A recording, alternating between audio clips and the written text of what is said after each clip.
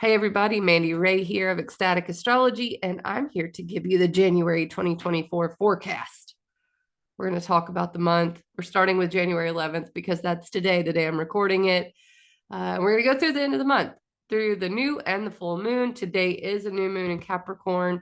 We will have a full moon in Leo later on in the month, and lots of things in between. And we're going to go over everything. As always, I'm going to do your rising sign videos. Those will be up on the same playlist. I have new graphics that will hopefully help us organize the way we talk about the month for each rising sign. You can also look at your sun sign, just like the rising sign as far as horoscope goes, and collective general forecast. The rising sign is always really close to the houses it's going to transit in your chart. So that's the way I do it. That being said, let's talk a little bit about why I'm not getting this done until January 11th. First of all, you guys know me if you've been watching me. I do this when I can. I have a family. I'm a musician. I do other things for various organizations. So sometimes it takes me a minute to get through it. And this was no exception because the turn of the year was not exactly easy. Mercury was stationing direct on New Year's Day, Jupiter stationed direct a couple of days before New Year's. You know, it's always good when things go direct if they've been retrograde planets. However, that means the planet is standing still. And so sometimes things can feel lethargic or like it's slow to get moving. And so that's how the turn of the year kind of felt, not just because of Mercury stationing direct and Jupiter stationing direct, moving slowly at first, but also because Venus was square Saturn going into the new year. I personally had a lot of sickness in my family. Go figure. Feels like that's how the whole year's been. That's okay. Saturn's in Pisces. Pisces rules viruses. And some people are more susceptible than others. And perhaps my family, which is all mutable signs, gets that a little bit. And we also had to travel. Travel was fraught. My credit card was canceled. There were just things that seemed to go wrong left and right during this changeover into the new year. So it took me a minute to get back going, and that's okay. I feel like that is one of the most important things in life, is to be very kind to yourself. So we start from where we start from, and I think that's kind of the theme of the new moon today, January 11th. So let's go ahead and get started talking about all this stuff. So let me share the calendar. Here we go. All right, all right. All right, as you can see, this is the month of January. And of course, like I said, we're already here at, where's my little circle? It takes me a minute to get started here, like I'm talking about. We're here, January 11th, new moon in Capricorn. But we've already passed a few of these things. I already talked about Mercury going direct in Sagittarius on New Year's Day. Mars entered Capricorn January 4th. Capricorn is where the new moon is. And we'll explain that here in a little bit. But Mars in Capricorn works really well, which is why I have the wall here. And the wall is being built. And Capricorn is what we're building. It's what we can achieve. Mars is action. So, yeah, we're grouting in between those bricks, and we are building the thing with Mars and Capricorn. I think that's really good. That helped to alleviate some of the pressure that we had with Mars and Sagittarius. So then January 8th, Mercury in Sagittarius squared, there's a little square here, Neptune in Pisces. I have the little emoji, and that's for a reason as well, because Mercury is the way we think. Sagittarius is what we know. The square tense aspect to Neptune, which can be fog, was a little disconcerting, maybe a little lack of clarity. And that seemed to have lasted up until like today, honestly. The 9th, the Sun in Capricorn trined Uranus and Taurus. That was really freeing. And that is honestly when I felt the first quality of like, oh, things are starting to change, to innovate. I'm starting to feel fresh. And I really like that. And then we moved to the new moon in Capricorn, which is actually still trine to Uranus. It's just a degree away. It's at 20 degrees of Capricorn. And that will lend itself to new moon, planting a seed in Capricorn, our achievement, our legacy, our success, our vision for the foundations we have. That's the new moon in Capricorn. That's where we're starting something. Okay. It's our framework. And that trine support from Uranus, which is freedom, means we are planting a seed of change, a seed of freedom, especially in areas of structure, Capricorn and Taurus, where Uranus is, which is our material values, what we have literally in our lives, our phones, all that stuff. That is Uranus and Taurus. Changes that might be coming there, changes to our values, changes to the way we spend our money. All of this is a very new moon in Capricorn, trine Uranus. Allegory, archetype is a good word. There's also the square to the nodes. The nodes are where eclipses happen, okay? So the nodes of the moon change every 18 months or so. Right now, we're in the middle of Libra, Aries eclipses. The south node is in Libra, the north node is in Aries. This is something you'll learn as you listen to me, maybe, because I talk about the ins and outs of astrology, because I want to empower people to understand certain things about it. Squares, tense, trines, supportive. Okay, you hear me talk about that. So this is a square, which can be frustrating to the eclipses. The eclipses are fated events, okay? Aries and Libra are the equinox signs. They're very important. Aries is about initiation and independence and identity. Libra is about relationship and balance. And it seems to me like we're breaking away from relationship balance karma and moving more towards our own desires, our own identity. Now, the thing about the square of this new moon is it's exactly in between the eclipses. October were eclipses, and now we're going to have March, April eclipses coming up. Turns out January is right in the middle of those two things. So it's the exact square. It's called a new moon at the bendings, right? So that means in evolutionary astrology that this is what's called a skip step. This is a step that is essential to get in between the eclipses, basically. So this is a step to get to the North Node in Aries, which is going to develop the Aries part of our chart, which you'll see in the rising sign videos. So this new moon is really essential to late March, early April. And this is about structure, how we go about doing things, what we want to achieve, what all that means to us. So this new moon in Capricorn is really potent. I use that on my blog.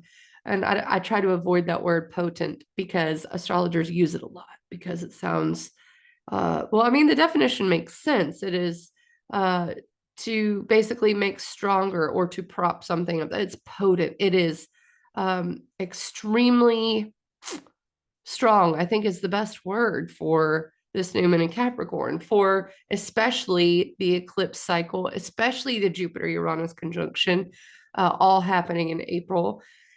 So the potent new moon is a time that we can actually expand our minds. Why is that? Because Mars is also in Capricorn. Mars is in Capricorn, and it's trine support to Jupiter, which is philosophy. It's our truth in Taurus, material objects, comfort, abundance.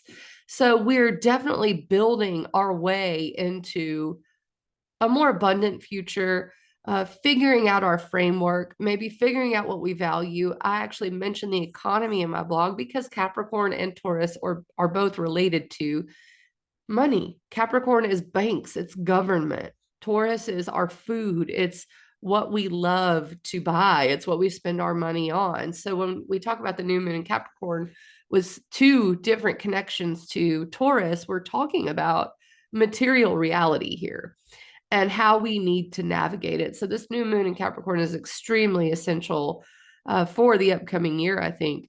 The other thing is Venus is in Sagittarius. Sagittarius is, again, about our truth, and it's actually the home of Jupiter.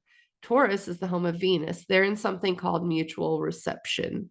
Venus is in Jupiter's home of Sagittarius. Jupiter is in Taurus. Venus is home. And they are feeding each other. And I love that phrase, mutual reception. Our desires, what we love, peace, connection, all of that is being filtered through two things, our philosophies and our values. And you would think that those things match up, but in astrology, they don't always. That's because Sagittarius and Taurus in astrology are what's called in conjunct. They're different modes and different modalities and different elements. So we have mutable fire is Sagittarius, fixed earth is Taurus. They just are kind of disparate. They don't really look at each other very often. And values and philosophies can be very different. Philosophy is what you know, what you believe. It's almost religious. Values, some people may not confess to in church to drinking beer and go spend their money on it. Okay. So they're kind of a little different and sometimes need to look at each other. And that is the beauty of right now with Venus and Jupiter's home and Jupiter and Venus's home. So all in all, I think this is a time when we can really kind of rise up out of the ashes. And if you go to my blog, you'll see I quoted an Eddie Vedder song, and it's really beautiful. And it's about looking at past mistakes, looking at how we need to tweak stuff, and rising up. Okay, so let's move forward, and we've got the 12th of January, which is tomorrow, Friday. Mars in Capricorn is exactly trine Jupiter tomorrow. So this whole week has this about it, this nice flowing, we're going to get stuff done. We know where we're going. We know what we need to do. At least it feels that way for me. And then on Saturday, Mercury enters Capricorn. That's the way we think and the way we communicate. The way we think and communicate also enters this Capricorn area, which is about achievement, success, building foundations, rules sometimes, responsibilities. So our thoughts turn to that. And in fact, Mercury will move out of shadow. I'll have to check on that. Let's see, when does Mercury move out of shadow? Let me go ahead and look, because that's an important date, especially because of the fact, and it's not letting me use my software like I want to. There we go. Because of the fact we went into the new year with a Mercury retrograde. Okay, so 8 degrees is when Mercury comes out of shadow. Let's go ahead and look at that. When does Mercury hit 8 degrees? I've got this software up. Looks like somewhere around January 20th. So we're talking about 7 more days from the moment Mercury enters Capricorn. You will trip over your words talking about Mercury every time. And Mercury's still in the shadow of its retrograde. On the 20th here, it'll enter new territory. So we have that to look forward to. All right, now that I've covered the Mercury stuff, let's look at the sun in Capricorn sextile the moon and Neptune in Pisces. It looks like this is on the 15th. The sun in Capricorn slowly climbing the mountain. That's what it does every year. It's always the turn of the year. I think it's funny that this modern calendar has put the new year in Capricorn season, which is about building. It is about achievement. It is about success. And then you have us all setting New Year's resolutions and things of that sort. So the sun in Capricorn is always here at this time of year, every year. But it's not always sextile Neptune. Neptune is dreams. Neptune is ethereal. It's mysticism, and it's in Pisces. Some say that it is the modern ruler of Pisces. So it's kind of at home in Pisces if you look at it as the modern ruler. Sextile is opportunity. So after this new moon and then Mercury entering Capricorn on the 15th, we get maybe some insight into inspiration, into our intuition, intuition about what we're building, about how to navigate it, about exactly how to achieve, and maybe some ideas about what we want to achieve.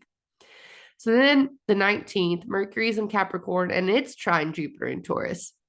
So we have both Fridays with this really nice support, Capricorn to Taurus.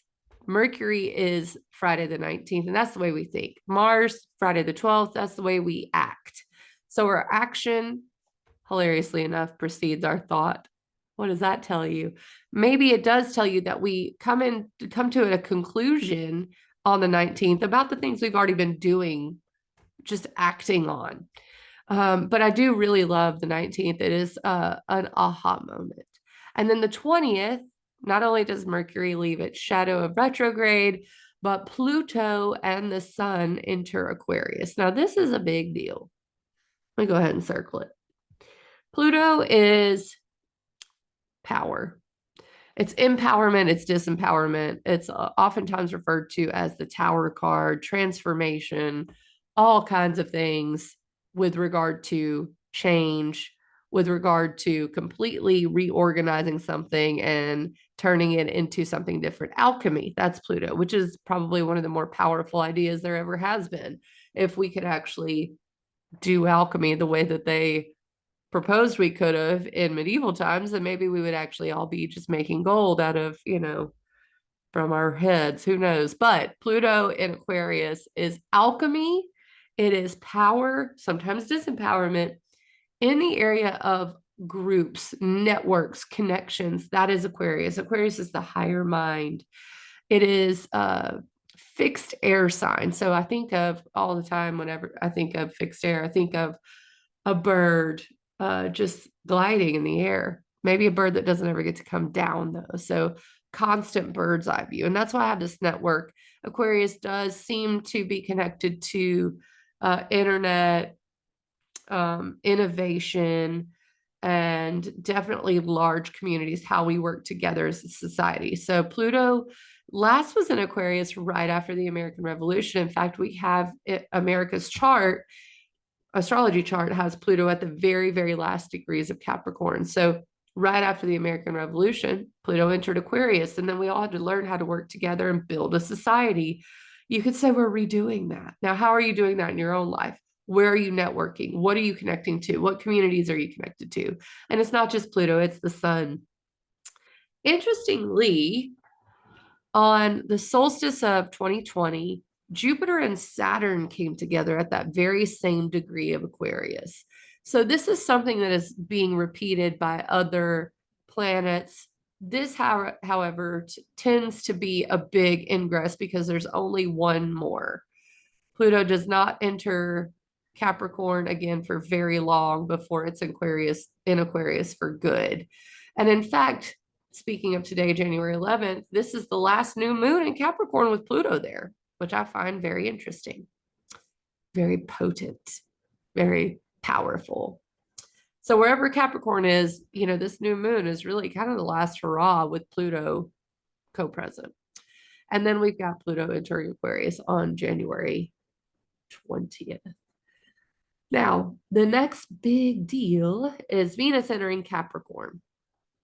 So Venus is starting to be in the later degrees as we get towards Pluto entering Aquarius on the 20th, 21st, 22nd, the later degrees of Sagittarius.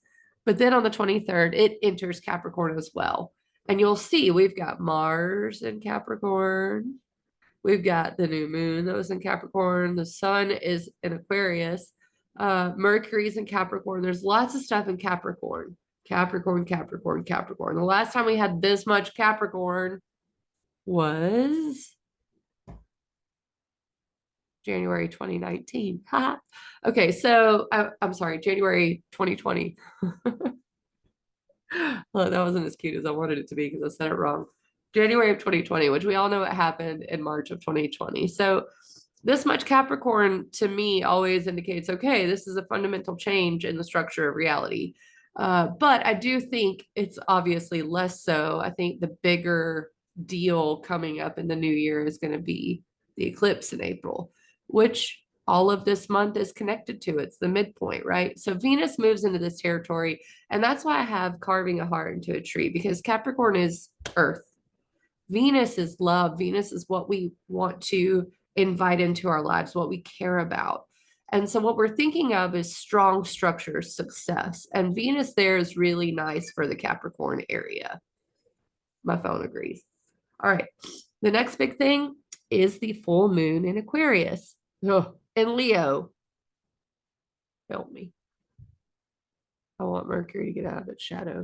So the full moon in Leo happens January 25th. Leo is about our inner child. Leo is about creativity. It's about what we love. It's purpose. And the full moon in Leo usually is a really open-hearted, wonderful time. Square to Jupiter, though, interesting. So a square is tense. It can be frustrating. However, when you have a square to Jupiter, it's a little different.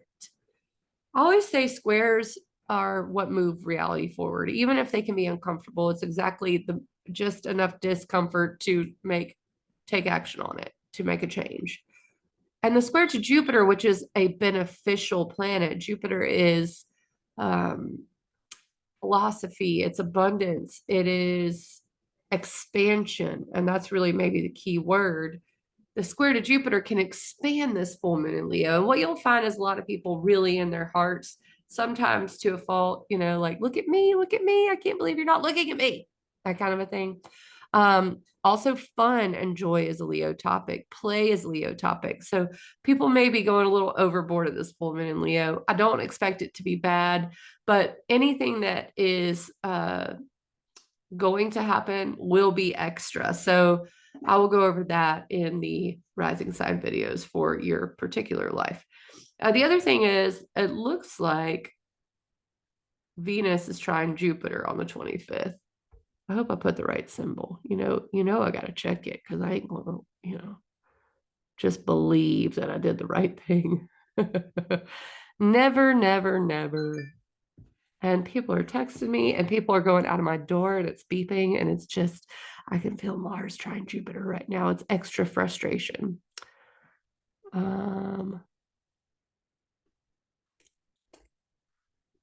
Okay, I guess during this full moon, it's close to being trine to Jupiter. So I like it. I think that's what I was going for, because actually the exact trine to Jupiter isn't until January 28th.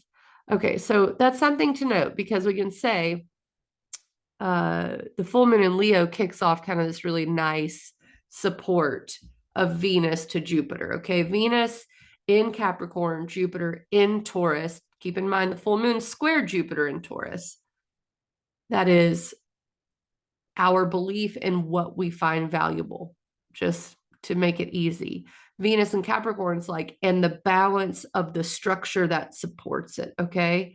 So that's going to happen from the 25th through the 28th. It's just going to build.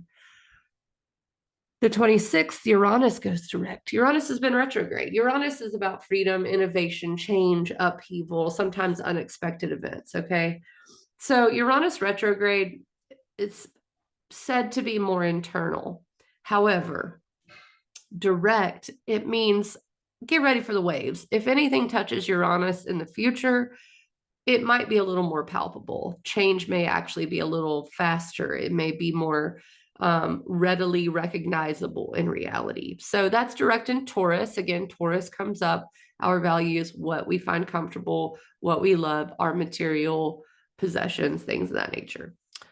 Venus and Capricorn sextile Saturn and Pisces on the 27th. And this does this cool thing, the 27th and 28th, where it makes this tiny little triangle, okay?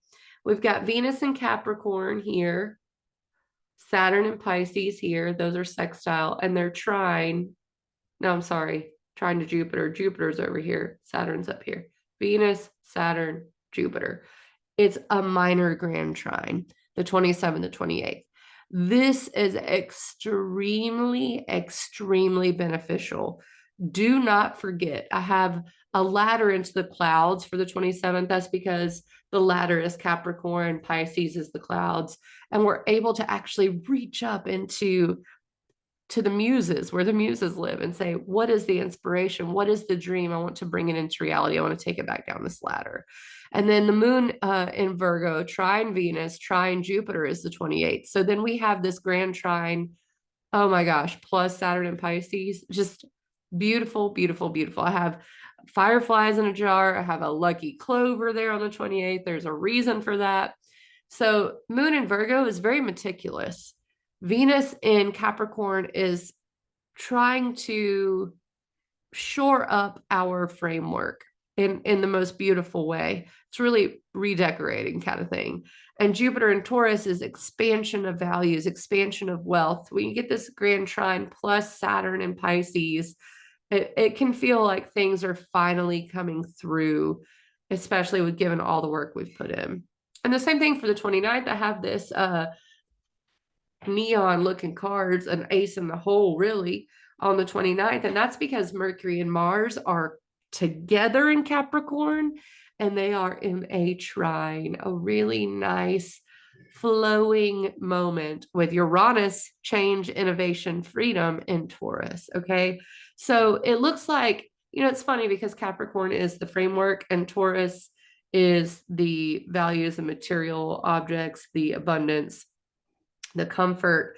And, Mercury and Mars and Capricorn are building something, right? But Uranus and Taurus is like, let's accidentally have this board fall. We're building something, the board accidentally falls. But then it looks like that board is actually in a better place. And we didn't expect it, but it's something that we needed. It was the innovation that we needed. So, all right, guys. Well, I can't take any more beeping from my family going in and out of doors. So I'm going to go ahead and cut this off.